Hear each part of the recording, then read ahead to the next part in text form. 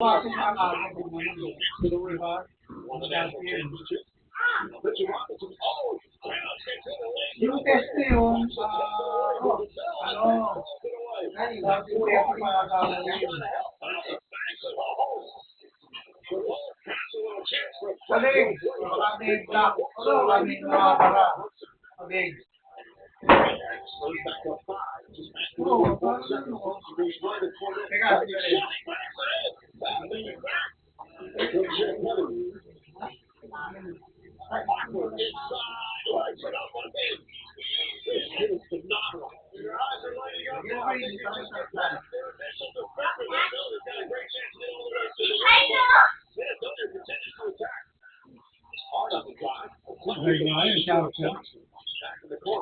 ito pala. Arterial duplex card, venous duplex card. So, selection, titignan baka may baral.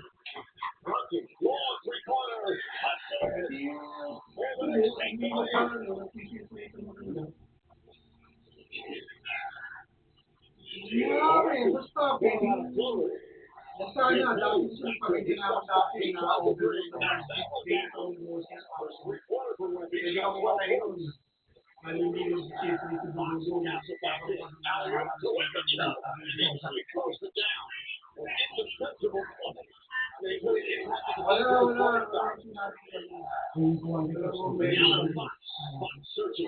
Bigyan ako ng bago na hurricane. Doon na nga, paano ko yung pero 5 days lang yun. Kapag hindi na, wala rin mag 90 days, sabi ko naman.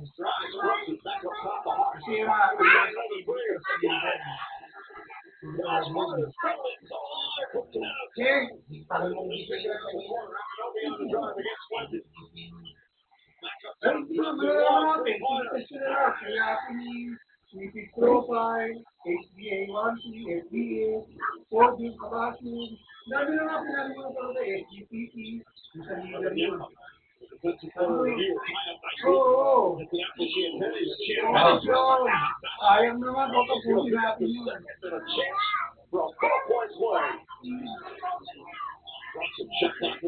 Gusto yun, isa Wala ko minutes pa lang, may makakali na yun.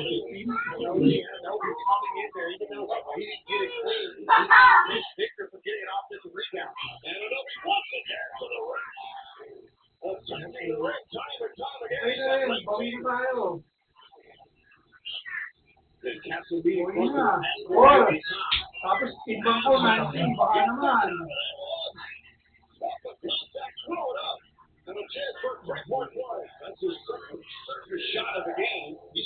Oh, yung weight ko, 90 na lang. Ano baka naman? Beautiful, smooth, loving camera there. Just letting the rebound and track. Here comes Harper. Spurs have numbers. Giselle lines up three-pointers. That's good.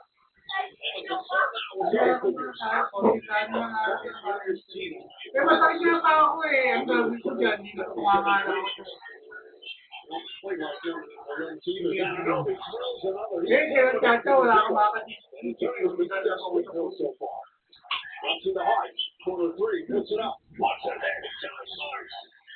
From heart, bye-bye. Bye, Jack.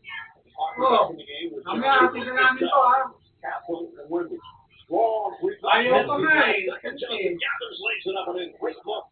Let's take the win again. Short stretch for the Spurs because, Wemby's going to get a blow here. Napakabait.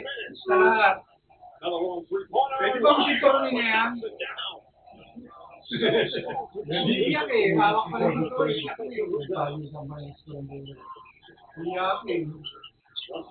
Kasi Lona din eh. Nakapangitubi ko.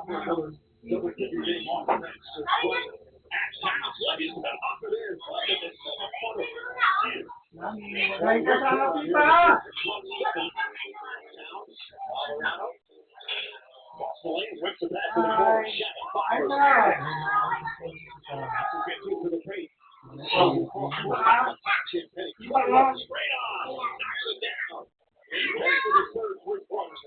Surrounded, looking, finds Clarkson. Ano kain mo? Chicken, Fires up a three. spaghetti. Oh, he knocks it in. Oh, marasa kumain. His first points of these finals. Harper comes right, knocking down the three. Dylan Harper, the 13. Alvarado playing minutes off the bench again. Come here, nandiyan kami. Bridges. Bye. Knocks down the shot. His Bye. first points of the night. So much work and so much sacrifice. Alley-oop to Wembanyama. Perfect pass from Castle. And the lead is up to 3. We go with 13 points. And I love getting Harper back on the floor. Game 1. The women leader and Fox. I think Dylan Harper's the guy who won. And San Antonio bring up the Knicks. Now 7-point lead. Robinson looking. Leans in with a right hand. Back shot will go over to Robinson with the tip. Castle now chasing Brunson. Brunson gets inside. There's one out. Turns her in. Back to 5. Brunson double. Inside Anunoby with the foul line. Shoots the jumper. And the soft touch goes through. 24 for Anunoby. Nice crossover. It's inside. Layup is good. It's the third field goal for Fox, and it's back to 7 again. Harper gets the rebound, looks to push. Anunoby in front of him. Harper sidestep, blocked by Anunoby. Harper rebound. Another spectacular defensive play. Towns the 3. Off the mark. Wilson catches it. Goes inside. Layup, bangs it in. And the foul. John Carter gives it over to Fulton. Great cut right there by Shanafelt. Good ball movement. Towns physically finds Brunson. Extra pass. Sherman off the bounce inside. Layup blocked by Wemby. It's hard. Back to Brunson. Takes the 3. Drives inside. Sidestep. Right-handed shot block. Castle got a piece of it. Knocked out of bounds. Towns blocked by Fox. Bridges back to Brunson. He's got to put it up. Shot clock winding down. Shot is up. Shot is good. One shot. And it's a 4-point game with 2:20 remaining. Wembanyama comes out. Shot clock is 4. Arizona. Shot clock winding down. Castle has to put it up. Castle for 3-point range. That is a 7-point sports lead. Johnson drives on Harper. Steps back. 3-pointers up. That's Pagbawi yan. Nakaya pa nga yung bumiran, di ba? Dumating yan. They don't have to foul. Nakawalan They can get one more stop on an opportunity. Get a timeout. Try to tie this. 9-second difference. Shot clock and game clock. Towns holding on to Wemby. Fox gets into the paint. Puts up jumper. Got it. Right there. And it's back to a 5-point game. Tied out with 12 points remaining. It's still the goes to Anunoby in the corner. Fires away. Ay, dalawa.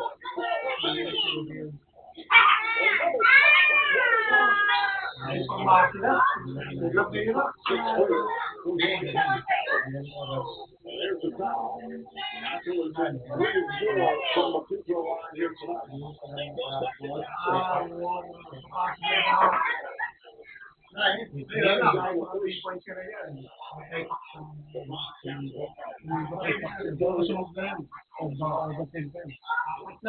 So clutch for Castle with this lead. That makes it 4-point game.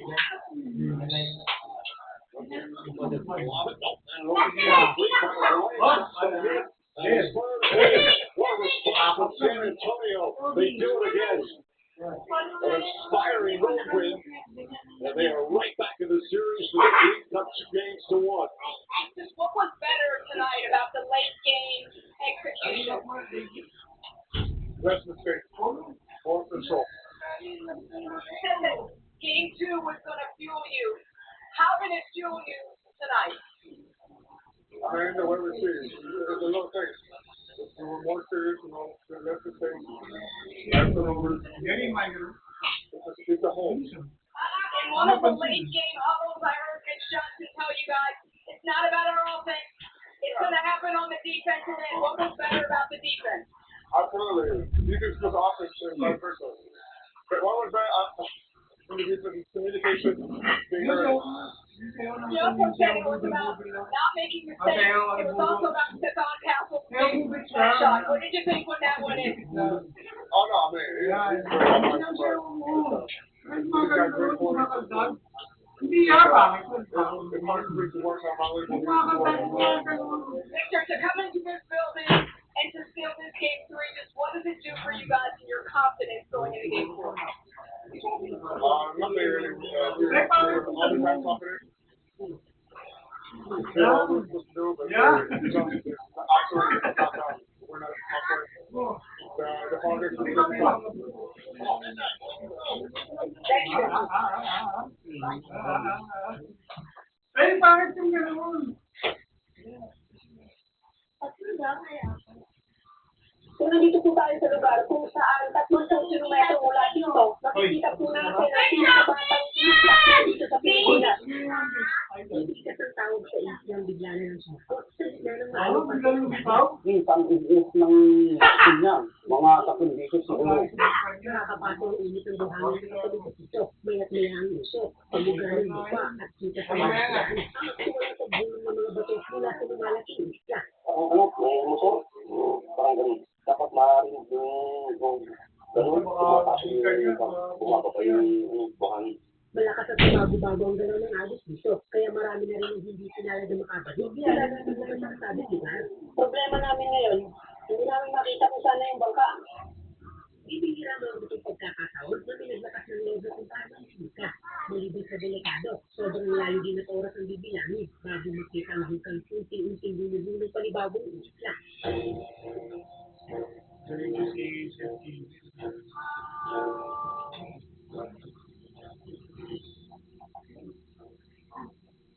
Kaya ng may nandiyan. Ang pinakamalaki na daw yung pupunta sa islang ating pupuntahan. Kaya nanalite, nag-travel kami ng 4 na gabi at 5 araw bago narating ang bayan dito na sakot na ng Cagayan. So habang inaantay natin yung bangka o yung bangkero na magdadala sa atin papunta din sa isla, nag-ikot-ikot muna tayo dito sa sentro na itong Santa Ana, Cagayan para tingnan kung ano yung mga meron dito sa bayan. So dito sa kanilang dalampasigan, nabutan natin yung ilang mga isda na nagbababa, kumukuha yung mga nahuli nilang isda dito sa dagat. Ano po? Anong isda yan, sir? Ang ba? So, ang pinakamabilis na isda. Bakit? Mabilis na isda. Pakakasala kayo mabilis na. Sir, narinig nyo na ba yung yung bibikas or nakapunta na kayo doon? Hindi pa. Oh, sira siguro. Delikado, kung sabi mo, delikado pag Pero niya sa mga malinis na napagtanungan namin ay hindi pa nararating ay makikita ng isa. Dahil sa walang malinaw na detalye tungkol sa lugar na aming pupuntahan, kaya agad na namin tinulong gawin kung saan naroon ang bangkang maghahatid sa amin papunta sa nasabing isla. So, etong daungan na to, eto yung isa sa pinakamalaking daungan nandito sa Cagayan. Pakikita po natin yung mga bangka sa mutsaring barko na papunta sa mga isla na sa ilagang parte na ng Luzon. So, dito banda, nakikita po natin, etong Palawi Island. Habang nagmamasid sa mga islang matatanaw mula sa dulo ng daungan, lumapit na rin sa amin ang mga isang vlogger na si Alvin para ituro sa amin kung alin bangka ang sasakyan papunta sa isla. Ang din ko nakapark ko sa yung point and storage ko. Ayun. Lang ko talaga kung niliit yung mga tayo yung binagaya sa may Panandi. Kasi itong mga malalaking kasi sa kabila naman ng Kamigil. Pero may mga daunan din dito sa Aparit. Almost, yung pinaka-place sa mainland is yung Panandi. Mula dito, papunta doon, ilang oras yung biyahe? Depende yan. Kung malakas yung alon, pwede 45 hours. Maliban sa mga isang nasa buto na Cagayan, karaniwang diskrasyon na rin ng mga bangkang nandito sa Cagayan ang mga liblib na bayan na makinata at bibilahan na parang makikita sa ilagong silangan ng ilang busan. Low tide na, kaya hindi na makalapit dito yung bangka.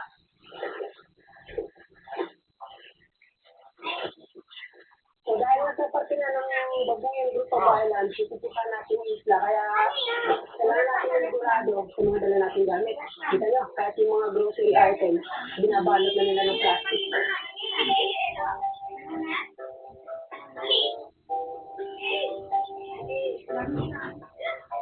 So, etong Santa Ana, isa sa mga pinakasinusundan ng mga turista dito sa parte ng Cagayan. Dahil dito sa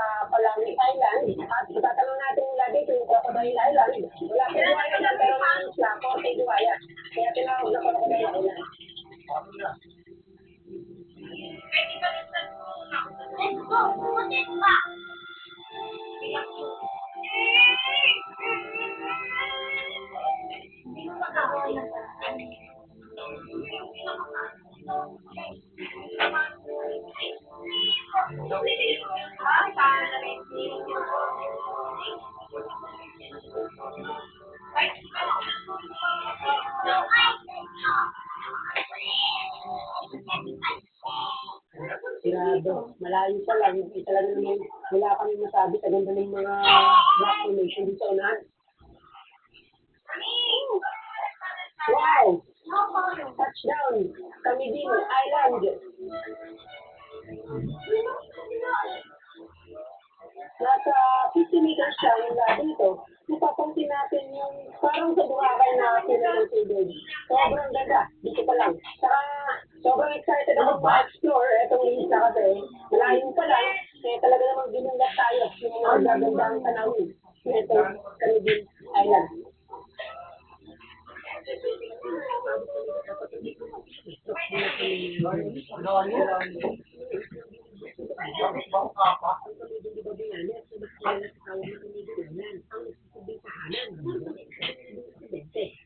Alis na lang yung dito sa pinakaligid ng paso ng Run to the garage! Run! Wala silang konkretong kalsada, pero kita natin dito ng mga bahay na gawa ng konkreto. Dahil nasa sobrang layo ito, sa kabila, sa sentro na Canadian Island, meron sila dito solar setup na pinagpupunan ang solar. Ano na sir, makapanood ka dyan yung dito. Itong island na sir.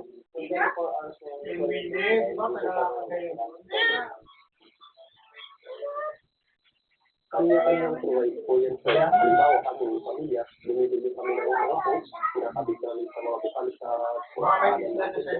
yung source lang po bigay. Sa electric naman po, yung iba nag-generator